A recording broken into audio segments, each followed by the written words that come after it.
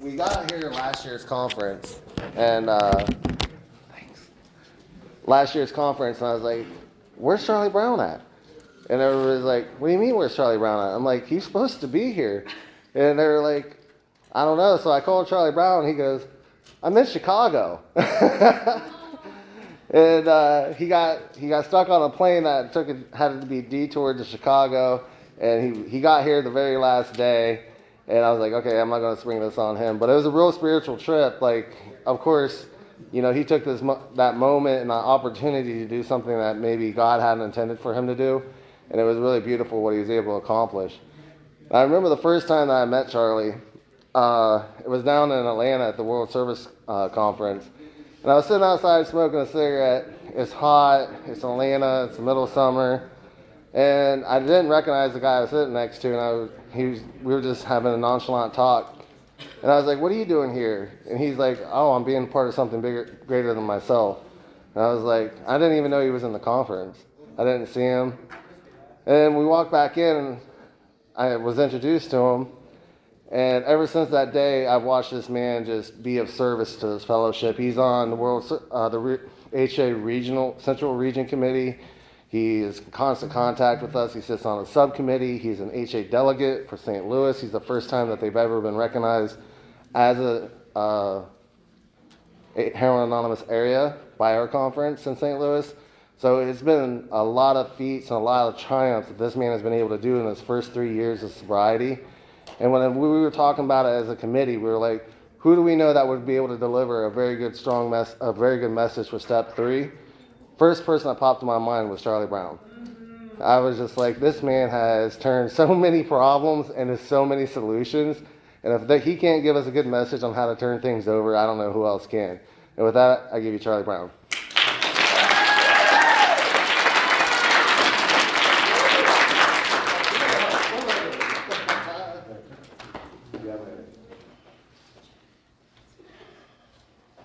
Hey guys, I'm Charlie Brown. I'm a heroin addict. And I don't know who this dude was just talking about, but it wasn't me.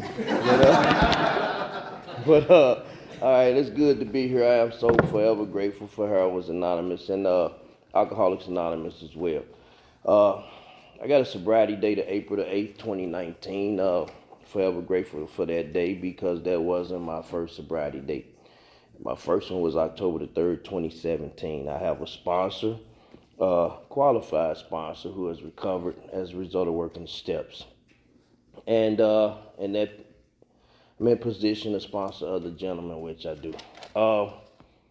Thanks for that good introduction, man. I am knee deep into service, and the reason why is because this fellowship has given me so much.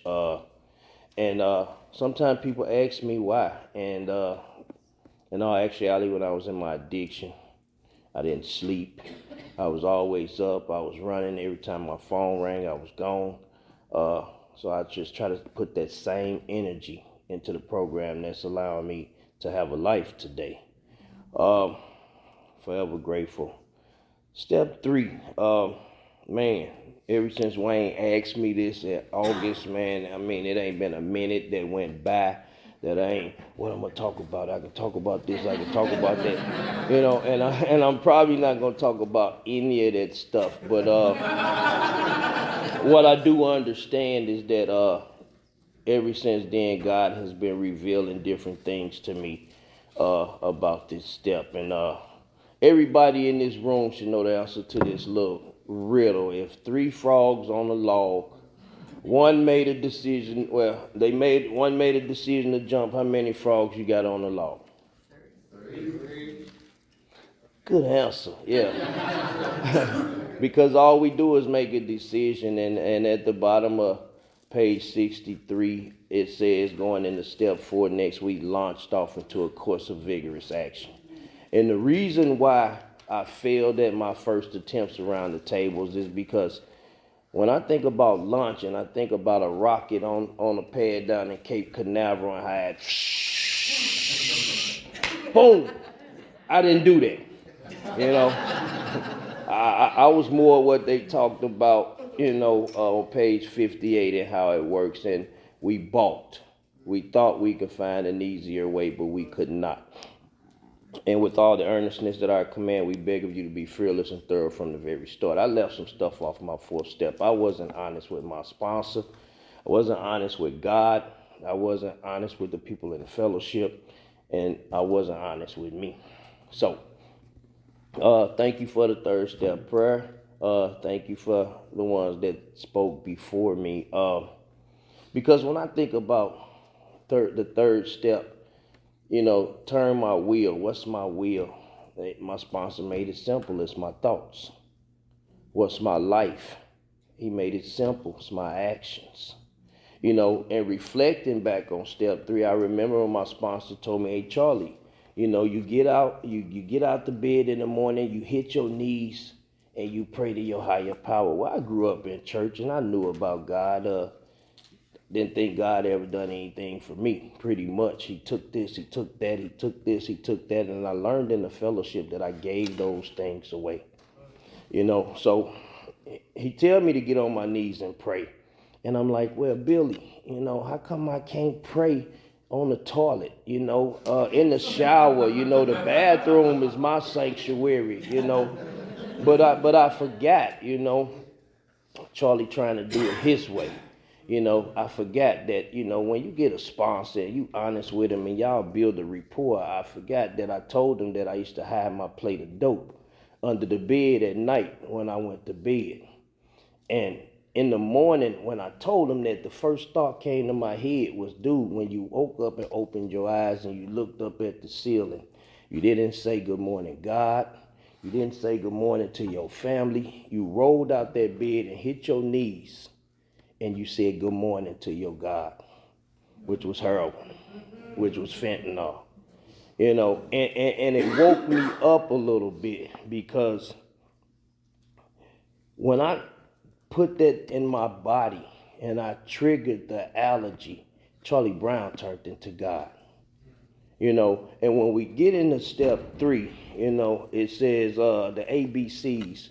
A, that we were alcoholic and could not manage our own lives. For me, that's step 1. Well, it was told to me that that's step 1. B, no human power could relieve us of our alcoholism. Step 2. And step 3, God could and would if he was sought. They told me, I'm like, that's step 3. They like, no, it's 2.5. So, in the next paragraph, it says, being convinced that I'm powerless, that my life is unmanageable, that I'm at the bottom of page 25 in the big book, after what Sarah talked about is 2 alternatives, going to the bitter end, blotting out the unconsciousness of your intolerable situation, or 2, accept spiritual help. I always point out that the next sentence for me is the most important. It said, this he did because he honestly wanted to, and wanted to put forth the effort. And I honestly wanted to get high, and I put forth the effort. So I honestly want to stay sober, so I put forth the effort. And I talked to my sponsor about this the other day, and he said, you'll know when you took an honest step 3, when you're in the middle or toward the end of your 4th step. Because all I'm doing is making a commitment to myself to finish the rest of the steps. Because when I get to step 12, it says, having had a spiritual awakening as the result of these steps, we tried to carry this message to other heroin addicts and to practice these principles in all our affairs. For me, when I put that dope in my body, I didn't have no principles. I didn't have any morals, and I valued nothing, not even my own life. So when I get the reading off into this step, it talks about how we tried to live life on self-propulsion. And I love it when they talk about the actor. We like an actor that want to run the whole show, want to set the lights, the stage, the ballet, and all the rest of the players. And I forgot about that. If only my arrangements to stay put. If people just did what Charlie Brown said do, life would be wonderful. And they saying making these arrangements, my actor, me, can be quite virtuous. I'm like, hey, Billy, what's virtuous? You know, I'm one of the smartest guys coming in the room, but didn't know what rigorous was, didn't know what virtuous was, didn't know what a spiritual axiom was, a paradox, none of this crap that I love today. So he says gift giving, you know. And then I learned through this fellowship and through this book that I manipulated my way through life. And then when I couldn't manipulate you, I intimidate you. Case in point, hey baby, do I look good in these jeans? Yeah, baby, you look real good. Hey, I need like $100 to go see dude.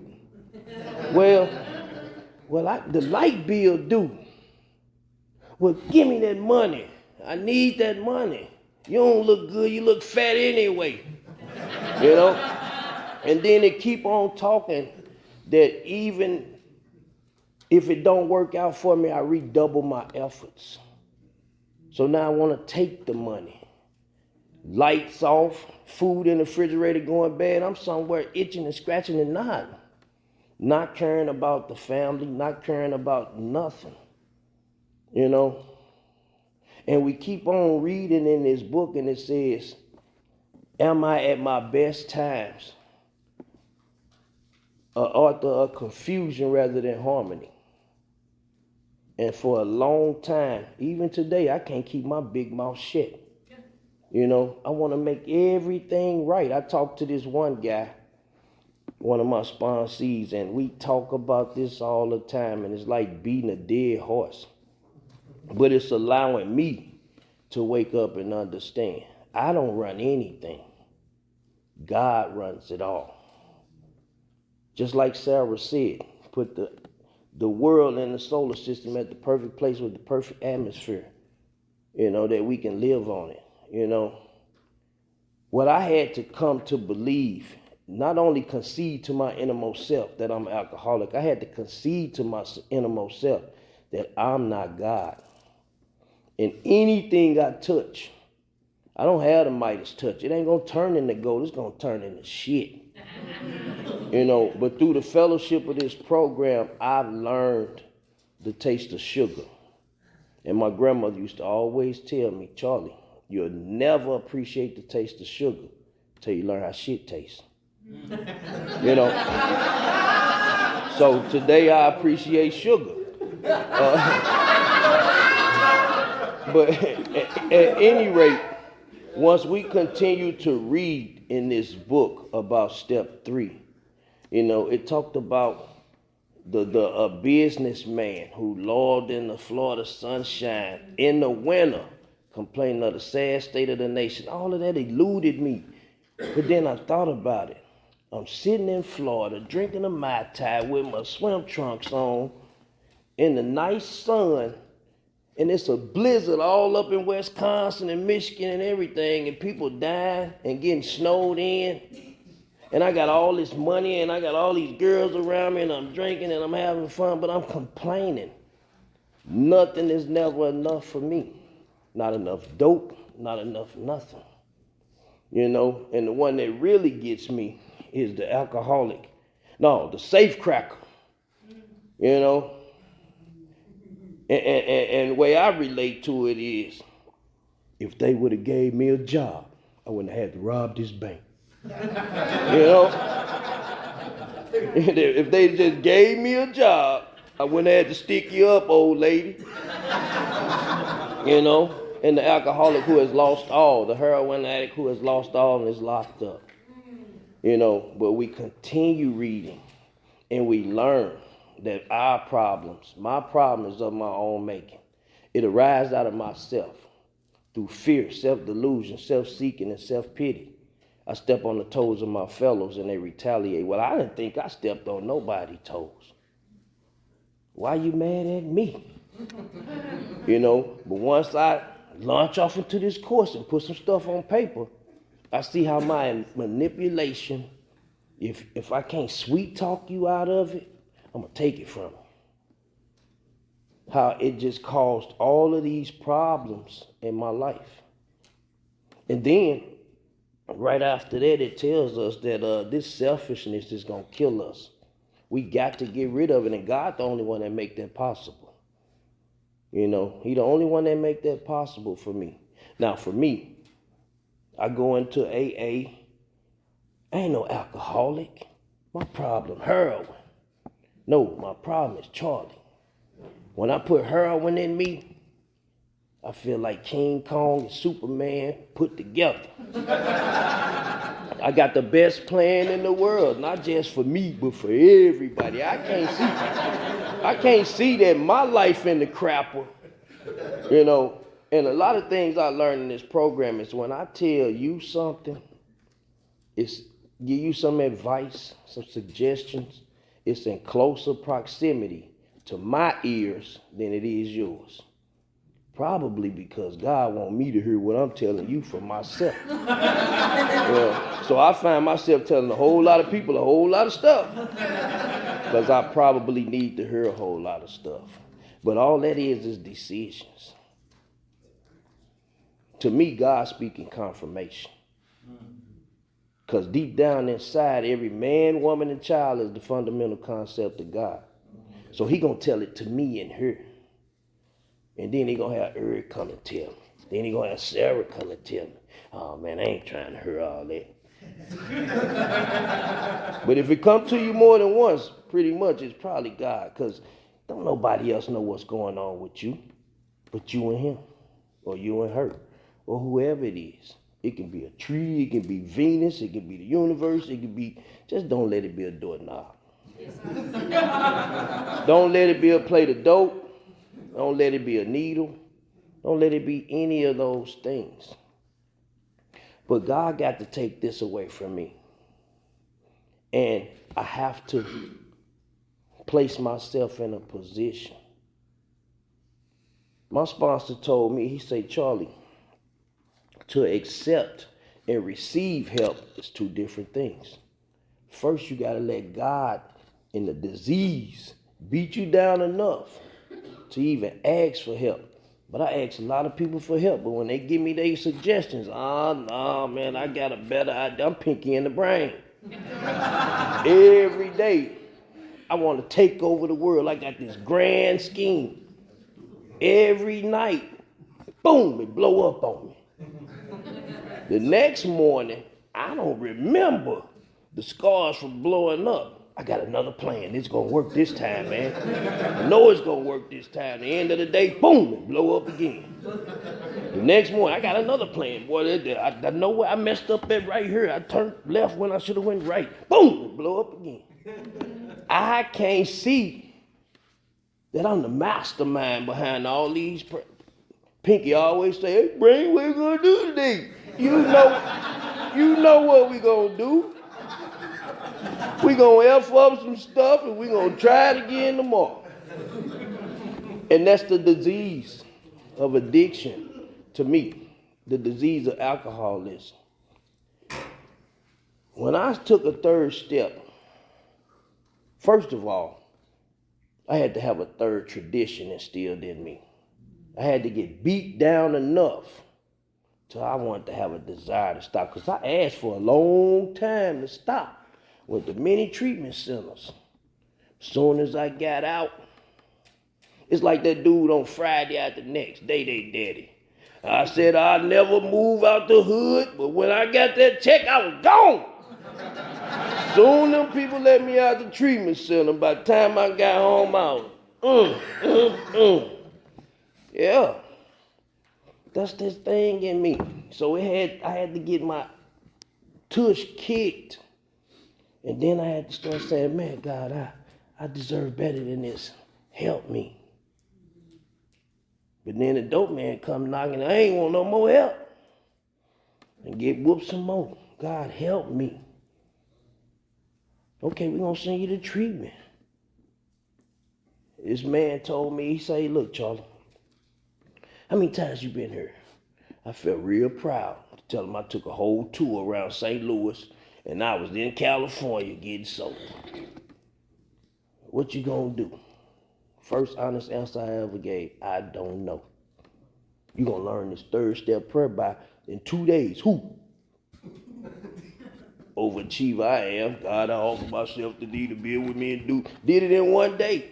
Didn't understand what it meant. But when we keep reading in that book, bottom of page 62, it talks about how God is the principal, we are his agents. God is the father, we are the children.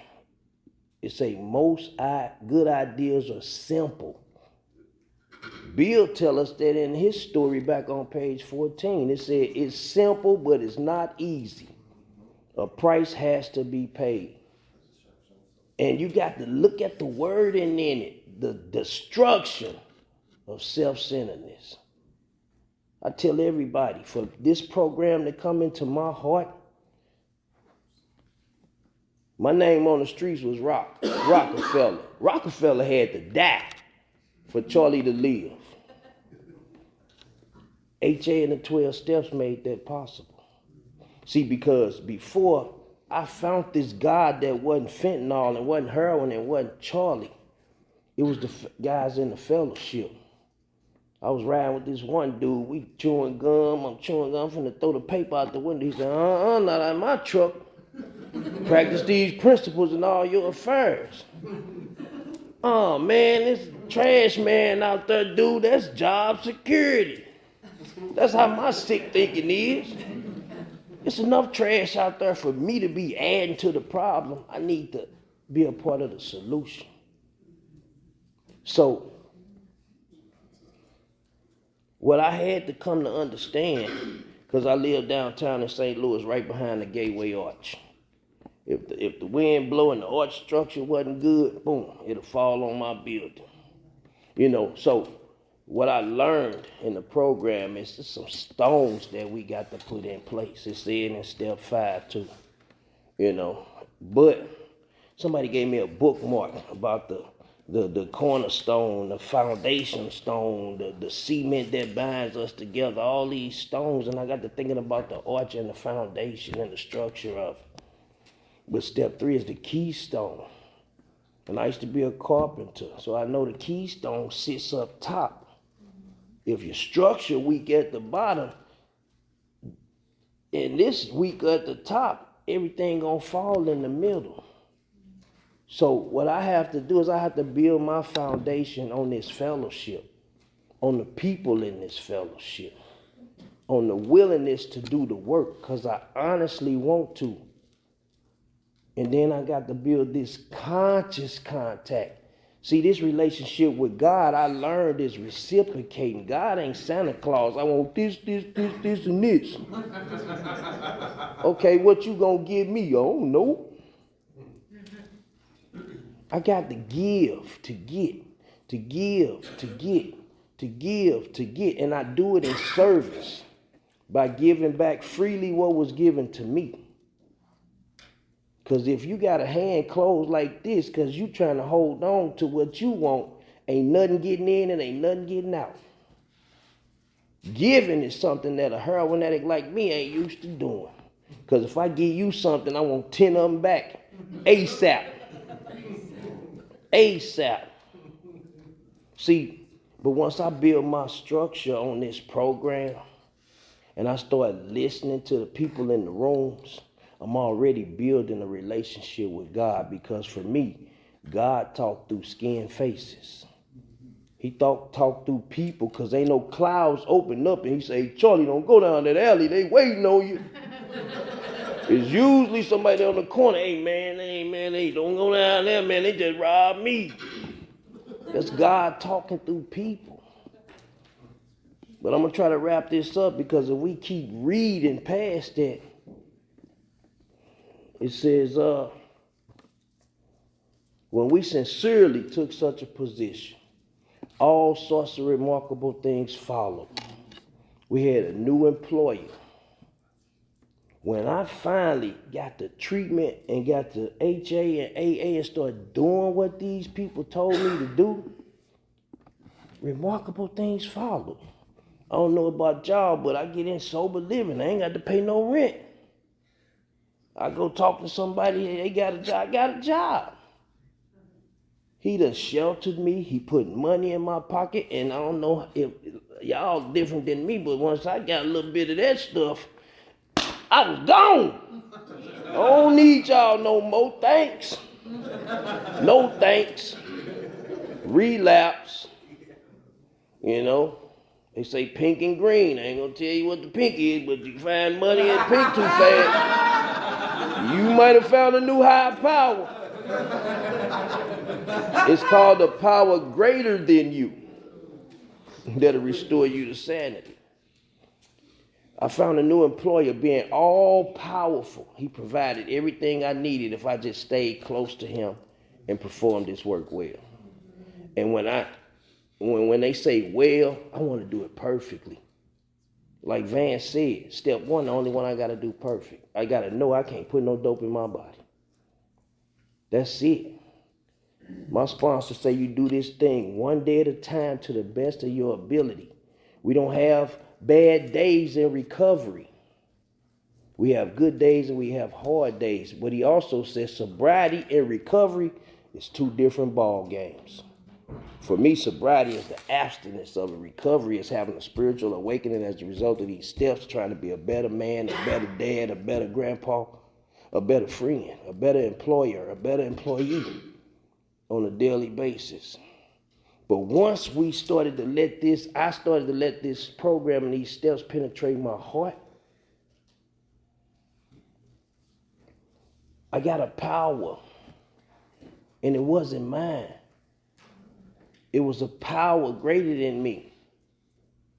All remarkable things follow. You know, we had a new employer, being all powerful, he provided what we needed and performed his work well, established on such a footing. I became less and less interested in Pinky and the Brain and what I could do for everybody else. And whoa, that ain't me. You know, so I get into that book and I start to dissect that book. I'm going blind. Maybe, maybe not, because my God can cure whatever. You know, so I get in that book and I try to memorize that book. But memorizing it ain't doing shit for Charlie, because I did it until I start walking through life and applying these things to my life. When I apply these things to my life, I can see God in everything. See, because what I tell the guys that I work with in the fellowship, they say, man, I rode the pink cloud for a while, but I don't think so no more. You can always ride that pink cloud. All you got to do is look for the silver lining in every dark cloud. See, because I know for me, when it's easy, I don't put forth no work. When it's hard, I team up with God. I team up with the fellowship. I persevere, use them spiritual principles, and I power through and I get through it. And I learn and I grow and I get better.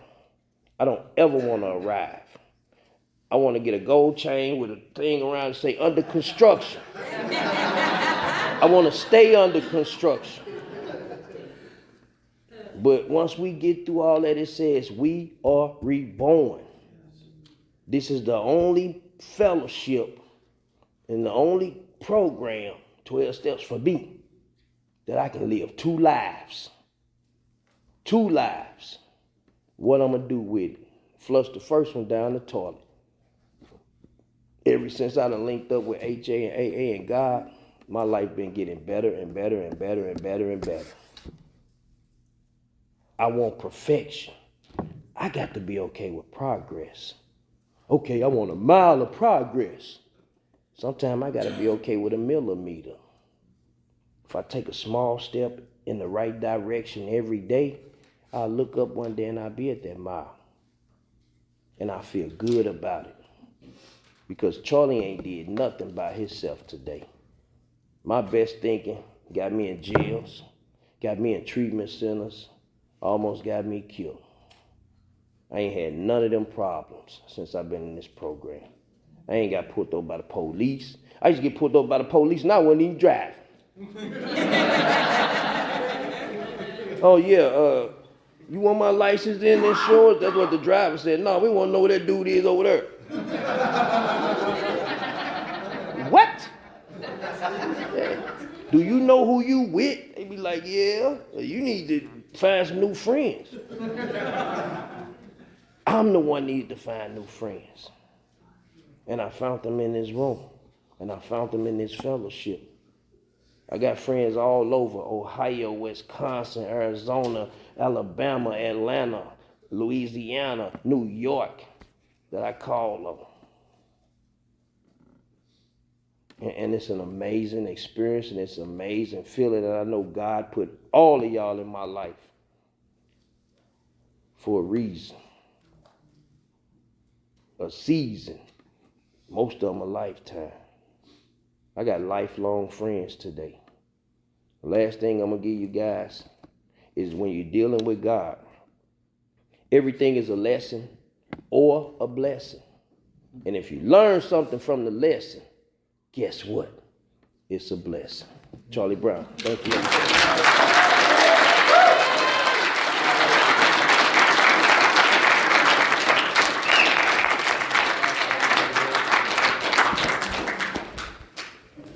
All the church.